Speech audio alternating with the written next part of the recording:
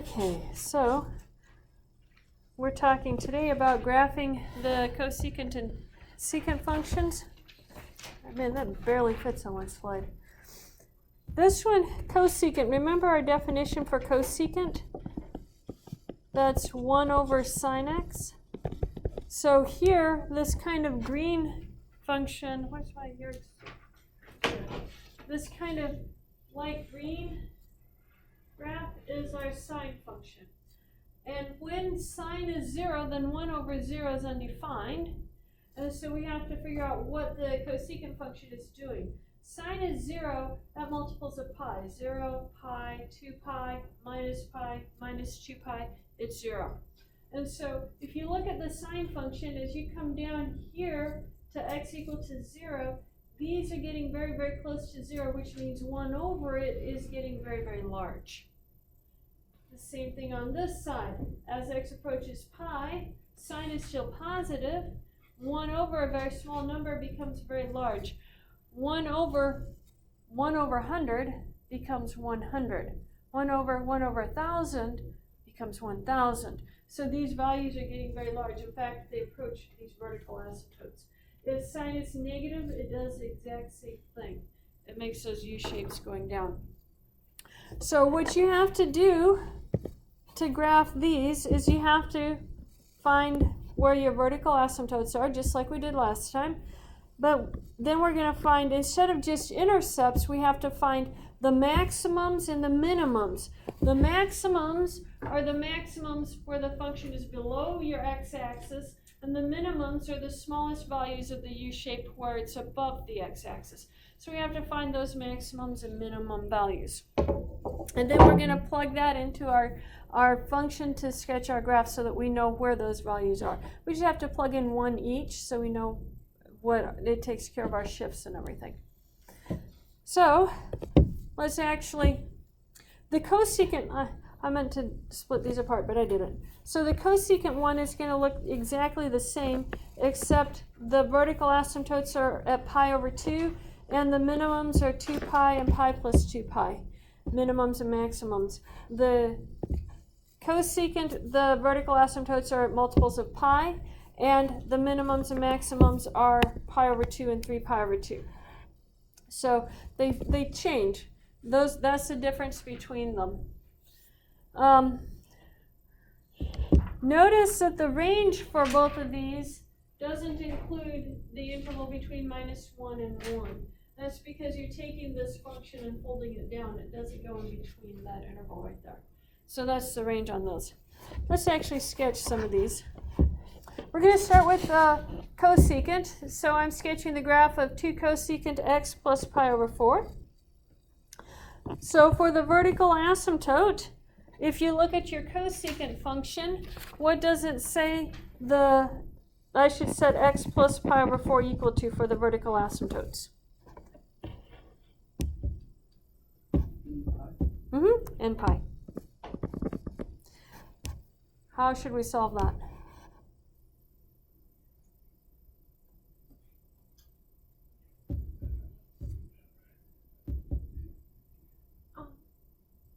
Just minus pi. Minus pi over 4.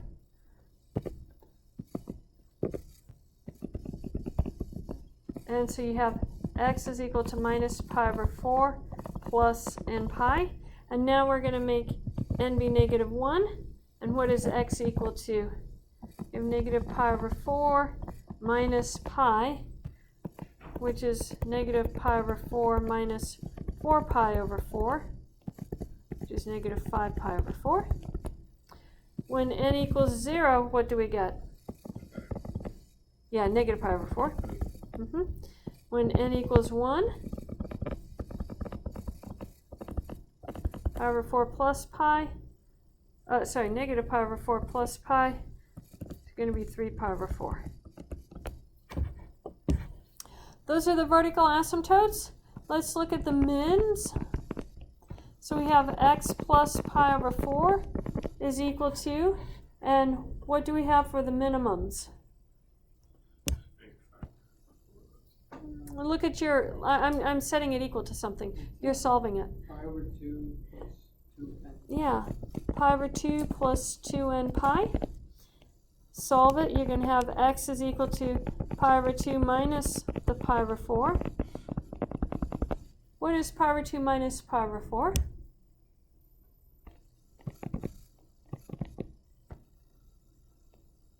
If you have half a pi, and you take a quarter of the pi away from the half, how much do you have left?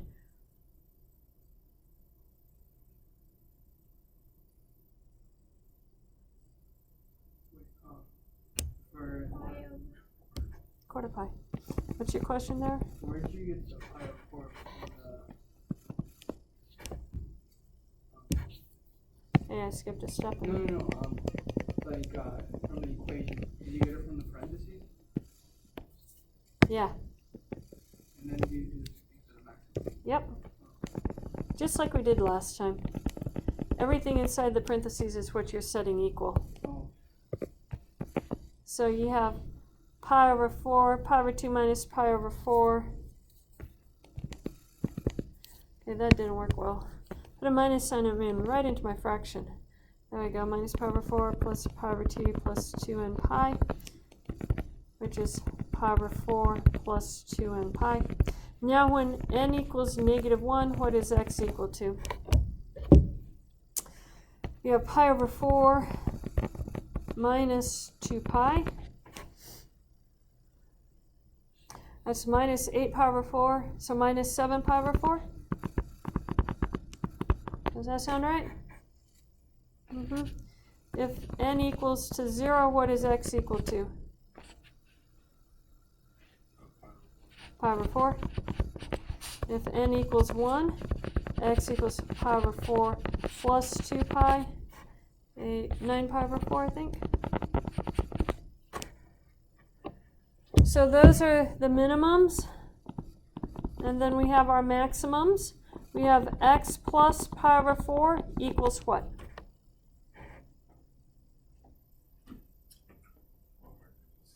Look at your sheet. 3 pi over 2 plus 2n.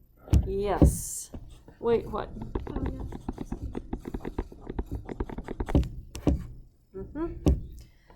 So we want to solve this. Those cancel. And you have x is equal to 3 pi over 4. 3 pi over 2 becomes a 6 pi over 4 minus a pi over 4 plus 2n pi. So that would be 5 pi over 4.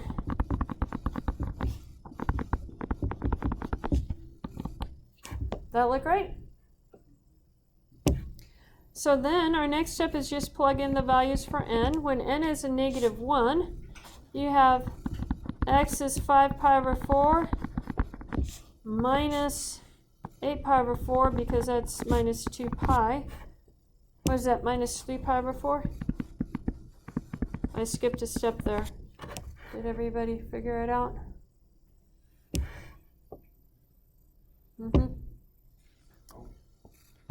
When n is 0, what is x equal to? 5 pi over 4. When n is 1, I get 5 pi over 4 plus 8 pi over 4, which is our 2 pi. So that's 13 pi over 4. Okay, so that's find the vertical asymptotes, the mins, the maxes. Now we have to plug the min and the maxes in. So I'm going to plug the easy ones in. We're going to plug in pi over 4, and we're going to plug in 13 pi over 4. Oh, sorry, 5 pi over 4. 13 pi over 4 is not one of our easy ones. We want it to be something between 0 and 2 pi because then we can look it up in our tables. So 2 cosecant x plus pi over 4. So we're going to have 2 cosecant pi over 4 plus pi over 4. What is pi over 4 plus pi over 4? Pi over 2. And cosecant is 1 over sine, so get out your handy-dandy little unit circles and tell me what 1 over sine, what sine of pi over 2 is.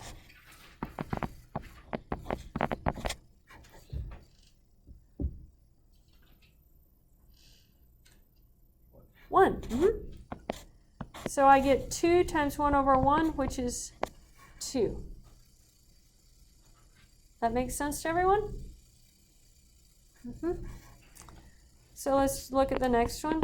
2 cosecant 5 pi over 4 plus pi over 4.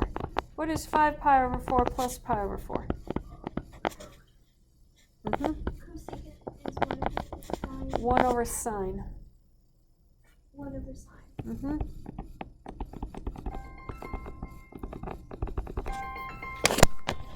Let me silence that phone. The only person that has that number is my husband, and he knows I'm in class.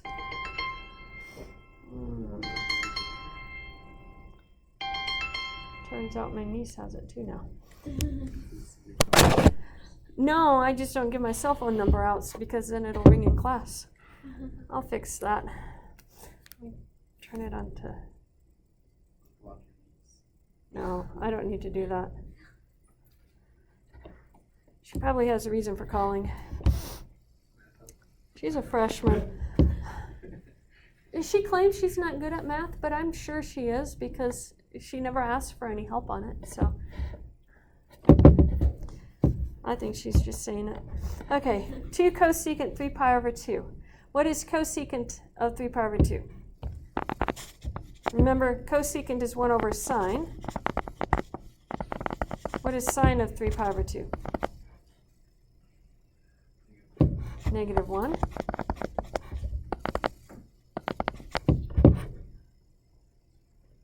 So that gives us a negative 2. Now we're ready to graph it. Okay, these are pi over 4s that we have floating around. So just like I did last time, I'm going to make these multiples of pi over 4.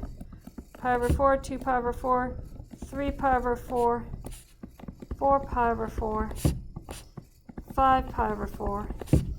And I think I'll stop at 6 pi over 4. I'll add more if I need them. Then minus pi over 4, minus 2 pi over 4, minus 3 pi over 4, minus 4 pi over 4, minus 5 pi over 4. Well, that doesn't look like a 4. Okay, so now let's start sketching our asymptotes. Our asymptotes happen at minus 5 pi over 4, minus pi over 4, and then 3 pi over 4. And then our minimums were at 2, and 2 happened at pi over 4.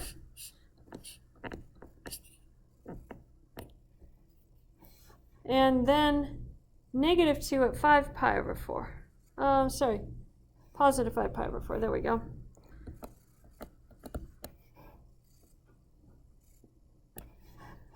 So, if I'm graphing this right here, look at your charts. For closest to 0, does it open up or open down? According to your charts, can it ever cross your x-axis? Does the graph ever cross the x-axis? No. It will never cross the x-axis. So if it's positive, it has to open up. If it was a negative, it has to open down. Does that make sense? Yeah. So this is positive. Why will it never cross the x-axis? Oh, because it's the flip of the sign. The sign crosses it, so if you're doing the flip of that, then it can't cross it. I'm going to add another asymptote over here using symmetry, so then I can put this coming down. And what would it do clear over here? Is it going to be up here or down here? Down. Down. Use symmetry at your negative 3 pi over 4. Which we obtained from the max. I could have obtained from the max, but I'm just looking at the shape of it. I know it goes down, up, down, and halfway in between the vertical asymptotes is its maximum or minimum value. So I just use the basic symmetry of it. You had a question there, Ruth? Yeah. I don't know how you graph parabolas. They're not really parabolas, they're just U-shapes. Yeah, but how do you graph the U-shapes? You put them at 2 and negative 2, but where? The 2 and -2 came from plugging the values into the table, one What about each.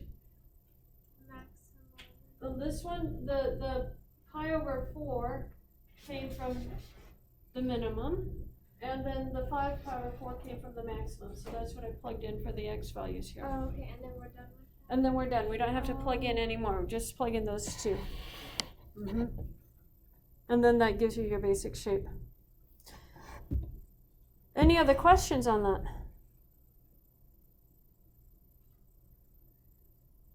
You guys starting to see the similarity with what we did last time? Last time was S curves, same type of idea. Okay? Well, for the -2. We got a -2 when we plugged in the 5 pi over 4. So here's 5 pi over 4, here's -2. And then you draw that U shape going down. And then notice clear over here, we had 2 vertical asymptotes with nothing between. And we know that it went up on this one, so it has to go back. It has to look exactly like this one. So that's how I knew to put it over there. But it's -3 pi over 4. Yeah.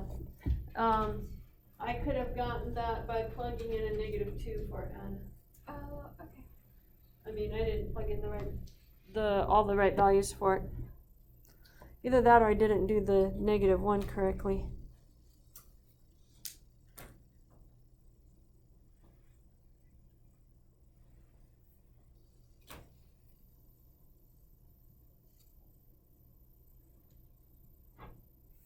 Minus pi over 4 minus 5 pi over 4.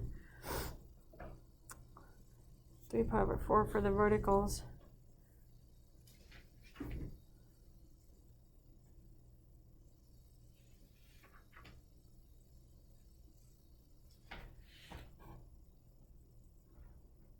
Yeah, I made them.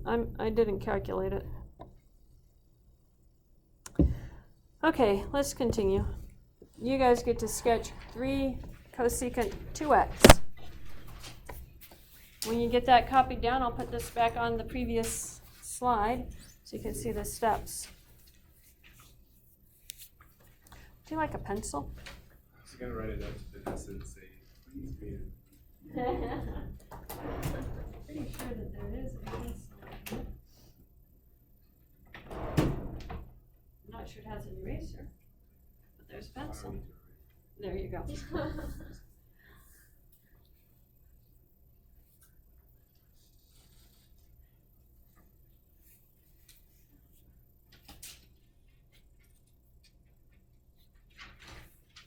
So do we, what? It's always 3 and 2?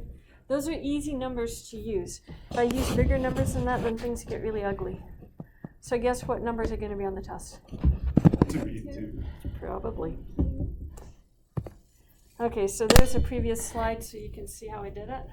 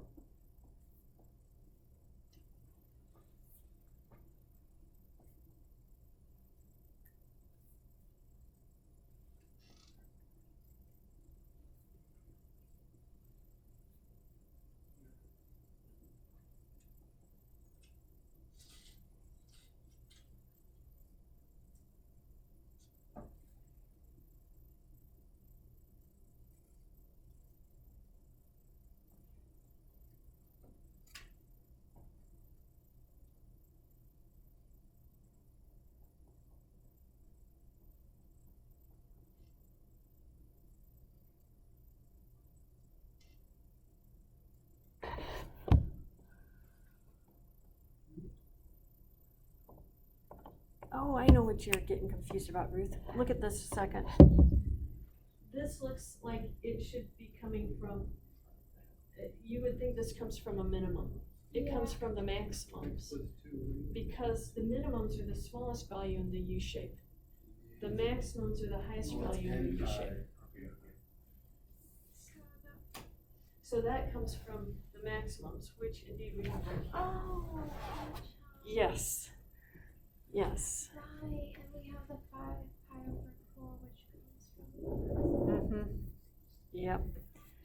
that's why we were confused. Okay, and then the The minimum. minimums So the are, minimums go up. the minimums go up and the then maximums go down. Yes.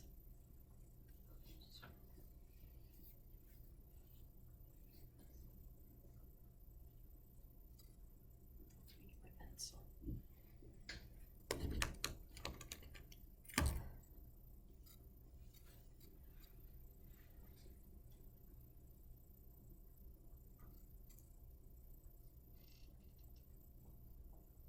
Is this one extra?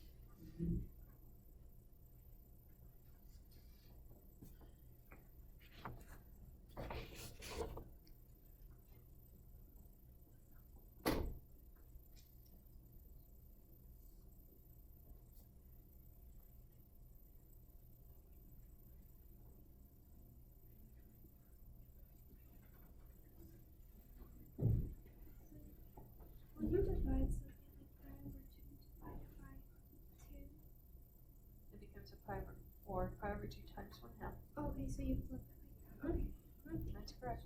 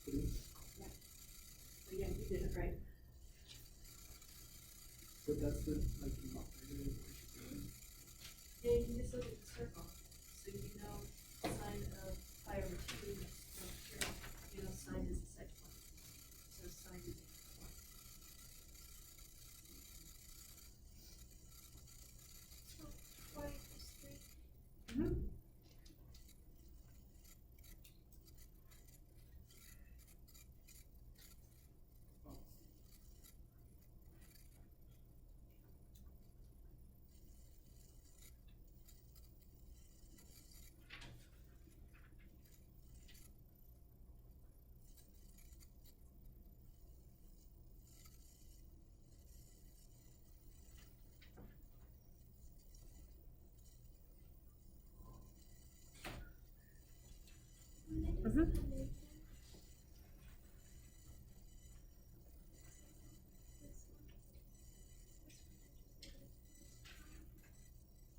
so do you have an option that is a negative? I mean, you can't do that. We can only see, so this would be a negative plus 2 times 1 to the power of 2.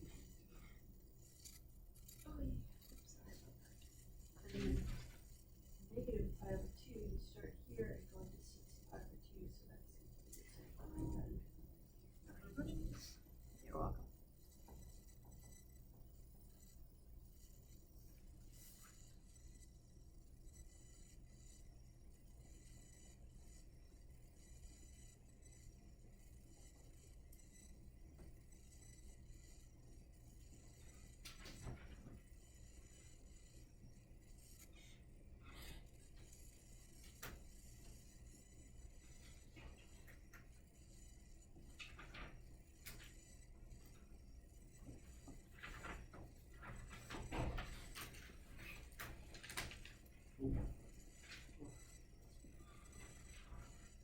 Do what?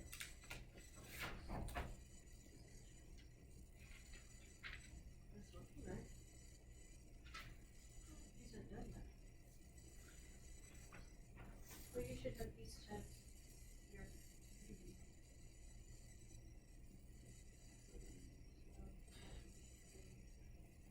So then let's change this back from 1 to 3, so you're good.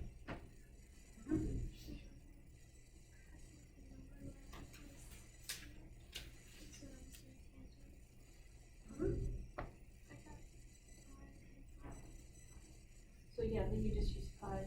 We have pi over 2's here, so Yeah. I would have stuck in pi over 2's and go to whatever your smallest angle is, that's the one I'd use. I'm gonna just write 1, 2, 3, and so on. So pi over 2, pi over here would be 2 pi over 2, and then this would be 3 pi over 2, and then this would be 4 pi over 2. Yeah, and then we have to talk about how would I know which one's pi, which pi. Well, you know, 2 pi over 2 is pi. Oh, because 4 we divided. pi over 2 would be 2 pi. Okay, that's all I said. So on this one, you have pi over 4's, so I would do pi over 4 to pi over 4 and so forth. Okay, thank you so much. You're welcome. Also, just a really quick question. When there's no, this is like cotangent, when it's not negative, it goes up, right? Because Then the cotangent is cosine over sine, and so if you're on the right hand side, cosine is negative and sine is positive. First quadrant 0 to pi over 2 is positive, and then it goes to negative. I think it comes up to down. I think tangent goes down yeah, to up. that's how it was on that. Oh, It goes from So up yeah, to but then down. if you have a minus, then it flips it from down to up. Oh, but if you don't have a minus, it's The from up to down. Only when it's cotangent. Yeah, when But it's when it's cotangent, tangent. it's down to up. Okay, I was like, thank you. You're welcome. Okay, compare your answers, guys. Make sure everybody has the same answers.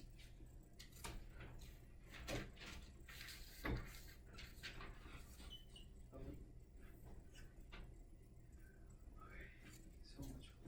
I know.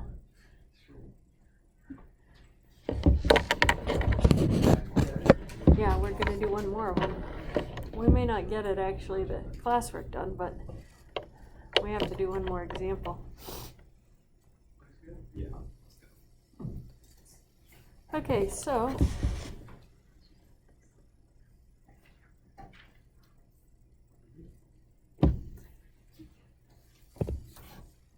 let's graph one that is secant, and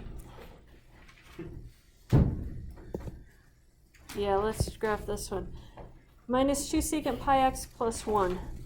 So for the vertical asymptotes, looking on the secant, which is the second side, notice I put right under the graph 4 secant or 4 cosecant, so you see which one goes with which. So looking on the second side of the page, what are the vertical asymptotes for your secant? X over 2. I mean, pi over 2.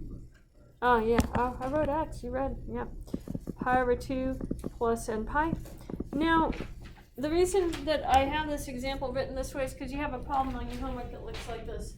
They put this plus x out here, but there's no parentheses around it, so only the pi and the x are what's inside the secant function.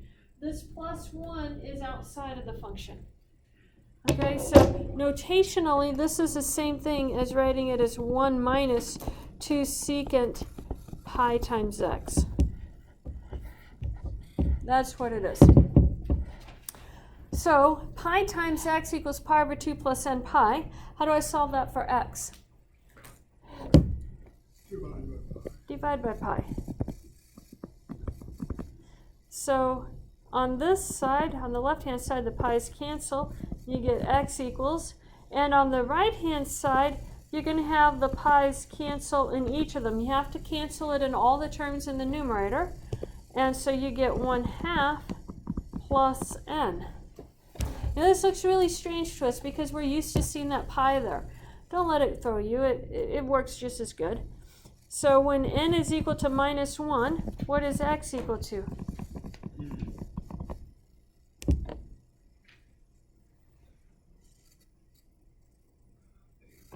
-1/2. When n equals 0? When n equals 1? Yeah. I'm going to write that as 3/2. Now let's look at the minimums. And the minimums for this one are 2n pi. So we have pi x is equal to 2n pi. How do we solve this one? Divide pi.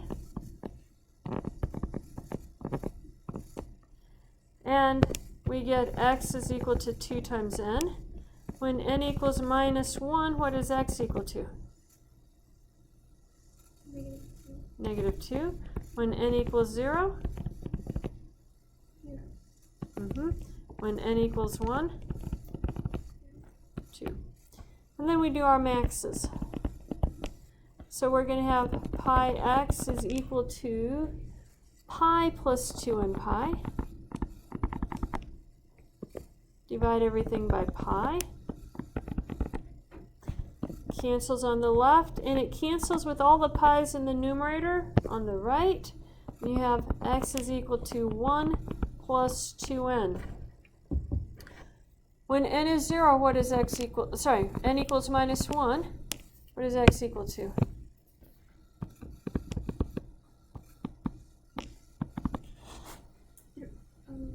-1, right? Yeah. When n equals 0,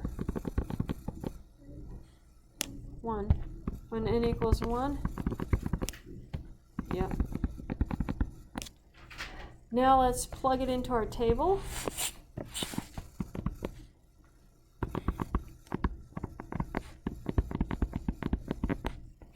And I'm going to choose the easy ones. So I'm going to choose x equal to 0 and x equals to 1. So we get 1 minus 2 pi times 0. What is pi times 0? I forgot the secant term. It must be Thursday, right? 0. Pi times 0 is 0. What is secant of 0? Okay, let's answer the question this way. What is secant in terms of sines and cosines?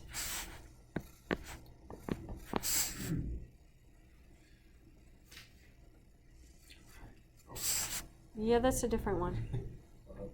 1 over cosine. Okay, so now what's cosine of 0? 1. So I get 1 minus 2, which is a -1. Now let's plug in 1. You can have 1 minus 2 secant of pi times 1. What is pi times 1? So 1 minus 2 secant of pi. Cosine of pi is -1, so I have 1 minus 2 times 1 over -1, which is 1 plus 2, which is 3. Now we can graph it. Now, you might say, wait a minute, that 1 came from the maxes. The maximums are supposed to be below the x-axis and the minimums are above the x-axis.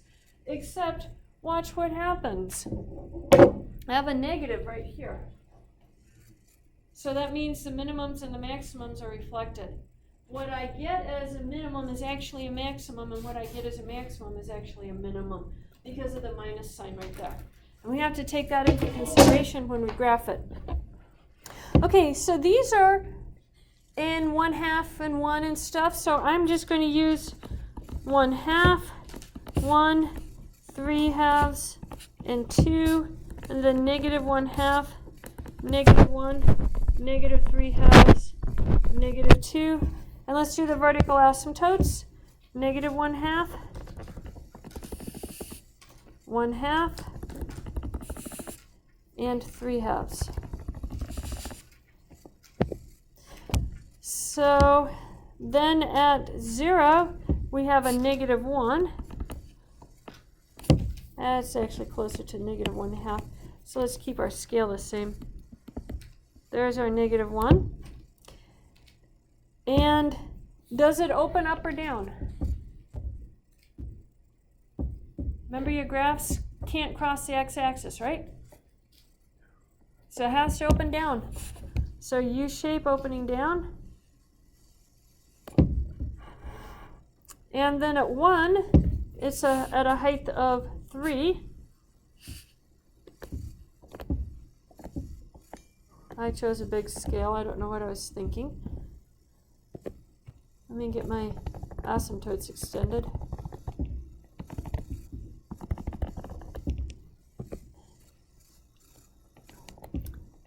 And that one opens up.